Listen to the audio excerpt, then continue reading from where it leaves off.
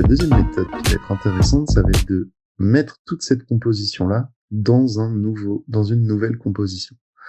Donc là, j'ai City. Ici, ça va être City, caméra. Et on va pouvoir faire pas mal de choses intéressantes ici. Alors, pour pouvoir retravailler en 3D, vous voyez que j'ai plus du tout ma vue de caméra comme c'était. Comme j'ai mis ça dans une nouvelle composition, ben, c'est une nouvelle composition. Donc déjà, je vais réactiver la 3D, ce qui veut dire que je vais pouvoir remettre mon principe de vue personnalisée, mais on se rend compte qu'ici, on a un peu, même carrément, perdu toute la 3D que j'avais. Donc là, je redouble-clique là-dedans, ça je vais fermer. Tout ce que j'avais mis dans City, donc qui est lui organisé en 3D, on le perd ici si je me mets tout simplement en 3D. Si je veux récupérer et mes plans 3D et la structure de ma composition, il va falloir que je clique sur le soleil, tout simplement, parce que ça va me garder les paramètres natifs de mon élément. Tac. Je vais pouvoir récupérer ma 3D directement ici. Et vous voyez que ça me fait comme une genre de box. Il me fait une sélection sur l'axe Z aussi, et on peut manipuler beaucoup plus facilement sa composition là-dedans. Ce qui veut dire que maintenant, je vais pouvoir m'amuser à travailler tous mes effets de caméra directement ici avec position et éventuellement orientation ou rotation, c'est pareil, hein, c'est exactement la même chose. Donc si maintenant je veux reprendre un petit peu mon zoom, ben, je vais refaire exactement de la même façon, hein, je vais zoomer en négatif, mais au lieu d'avoir un objet nul, on va pouvoir piloter l'ensemble de la 3D directement sur cette caméra-là. Donc normalement, vous devez commencer à comprendre un peu ma logique, hein. Moi, j'ai souvent tendance à reprendre des compositions que je vais remettre dans des compositions, etc. J'organise mes fichiers en fonction pour pouvoir être mobile et pouvoir interagir sur chacune de mes compos en étant libre de ce que je veux faire. Si par exemple, dans ma ville, maintenant, je veux rajouter des éléments, rien ne m'empêche de retourner dans la compo, de me remettre en caméra active. Donc celle-là, elle bougera pas, hein. Tous mes mouvements de caméra sont directement ici. Et je vais pouvoir rajouter, par exemple, un élément. Donc je sais pas, je fais n'importe quoi, mais ici, je vais vouloir remettre cet élément-là. Je peux le mettre également en 3D, et à ce moment-là, on verra que dans ma vue personnalisée, je vais pouvoir l'orienter pour pouvoir faire les mouvements de caméra que je veux. Et donc, imaginez qu'on puisse faire passer un élément, hop, ici, à l'avant-plan.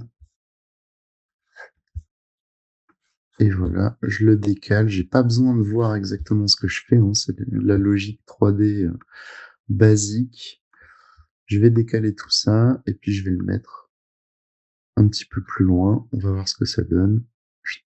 Ça va passer comme ça. Maintenant, dans ma caméra, on peut voir que j'ai un élément qui vient passer dans mon décor. Je vais l'accélérer un petit peu, qu'on puisse le voir passer plus facilement. Voilà. Vous pouvez voir que tout ça va obéir à la même loi de la 3D. Donc ça va être beaucoup plus intéressant. Également, si j'accélère ce mouvement-là, je peux tout à fait aller dans ma compo City et activer le flou de bouger. Ça va également fonctionner ici en activant le flou de bouger. Vous voyez que je vais avoir des bords qui vont flouter en fonction de mon mouvement tout en gardant le focus sur ma fenêtre ici. Donc on peut retrouver quand même pas mal d'effets sympas directement là-dedans. Je vais passer à travers comme ça. Hop, on pourra voir ce que ça donne. Voilà. Et pareil, vous pouvez voir que le mouvement est quand même assez fluide. Si en plus, dans vos mouvements de caméra, vous sélectionnez un glissage à l'éloignement, là, vous allez vraiment avoir quelque chose de très, très fluide. C'est ce qu'on avait pu voir notamment sur l'opening de Sabrina, je crois, et sur l'opening de Only Murder in the Building, me semble-t-il. Euh, c'est des effets 3D, voilà, tout simple. Alors là déjà, je trouve que ça commence à prendre de la vie avec une bête source Illustrator que j'ai exploitée et que j'ai utilisée en quelques minutes. Mais si vous organisez bien vos fichiers, que vous travaillez votre esthétique, que vous faites des choses un peu, un peu travaillées, ça va vite rajouter du parallaxe dans vos éléments et un petit peu de vie. Vous pouvez faire défiler des décors aussi en gardant votre parallaxe, hein, voilà, des choses comme ça. À partir du moment où vous avez passé votre composition en 3D et que vous avez activé le soleil, vous pouvez voir que vous n'êtes plus tellement soumis à la taille de votre plan de travail, étant donné que dans City, cet élément-là est hors champ, si je me mets en caméra active.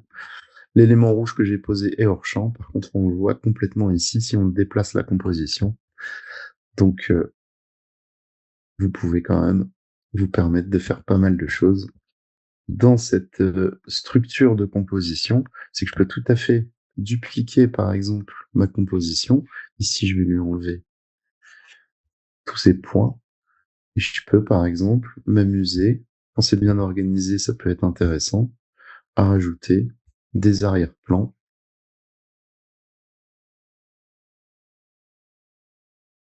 Voilà. Et évidemment, d'attacher les calques entre eux, ce qui va faire que on va pouvoir rajouter des plans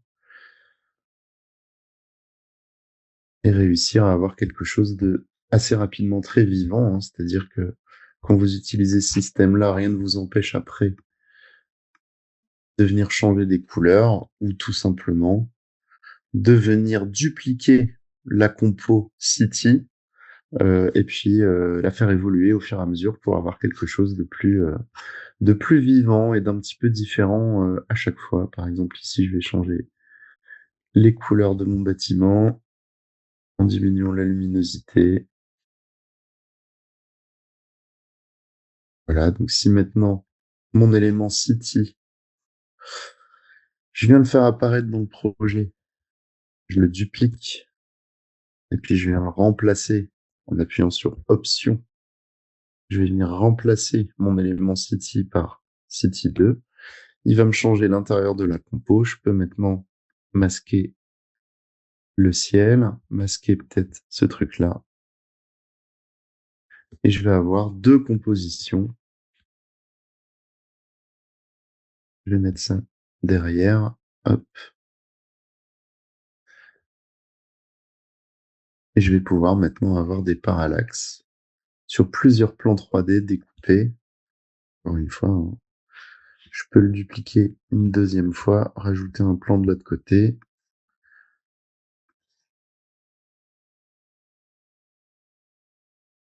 Hop. Et dans City normal, mon ciel.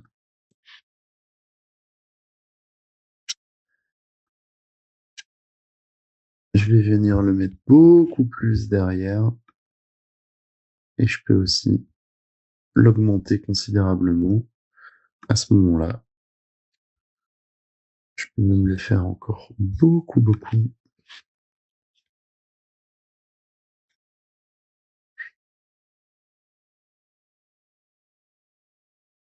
Tac, j'augmente, et puis tant qu'à faire, je le coupe, et puis je vais venir le remettre dans City Camera,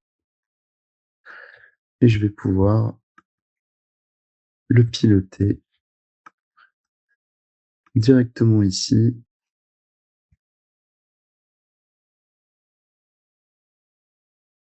Et on va pouvoir être tranquille.